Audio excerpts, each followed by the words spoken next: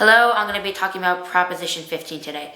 Proposition 15 is a bill that will raise property taxes to fund community colleges, high schools, and government services. Proposition 15 will be bad because it will be the largest yearly property tax increase in Californian history. Therefore, it will take toll on farmers to businessmen.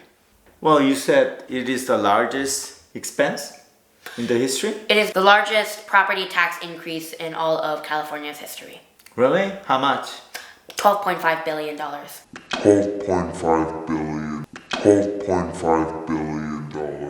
$12.5 billion. Mm-hmm. Okay. In perspective to other things, do you know any other bill that increase similar or less? The Education Reform Act of 2020, which will invest $300 billion in universal preschool. If Proposition 15 were to be passed, small business owners would go out of business because they are already suffering by this pandemic. Therefore, people would lose jobs and many would become homeless or end up on the streets. Property taxes affects all people who own land. Therefore, people like farmers will be affected by this because many farmers have to own many acres of land to plant their crops. So, if the property tax goes up and the owners is renting that house, what's going to happen to the rent? The renters will end up having to pay more because those property owners will not be able to pay for that, for their property taxes. Therefore, they will have to increase the renters' cost so they can pay for their bills. Yeah, from the rent that it is already expensive or way too expensive in California, right? Yes. And Proposition 15 is also a direct threat to business owners and anyone who owns property because Proposition 15 is directed to property owners. Therefore, many property owners should say no against this bill because obviously many property owners do not want their property taxes raised in this time. Your sentence says like about 10 properties. I know. So that is not It is very good insane. English. People will be like, what? What are you talking about? I know. You have to make it very accurate, short, and concise. And then some people argue that those guys who owns properties are richer than people who are renting. So those Californians who do not have property will say, hey, the rich people should be paying more money.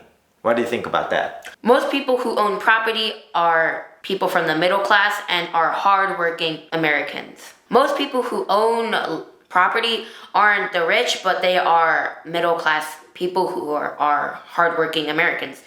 So if we were to pass the bill, it would mostly affect the middle class. It would not affect the rich at all, but only the middle class. Okay, that was too wordy.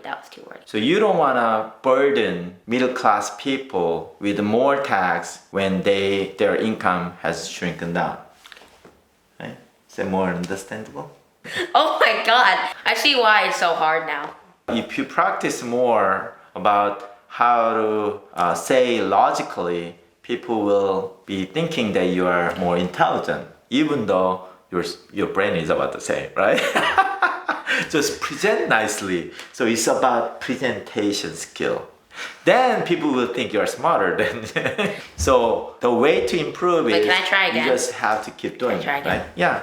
Most people who own property are middle class people.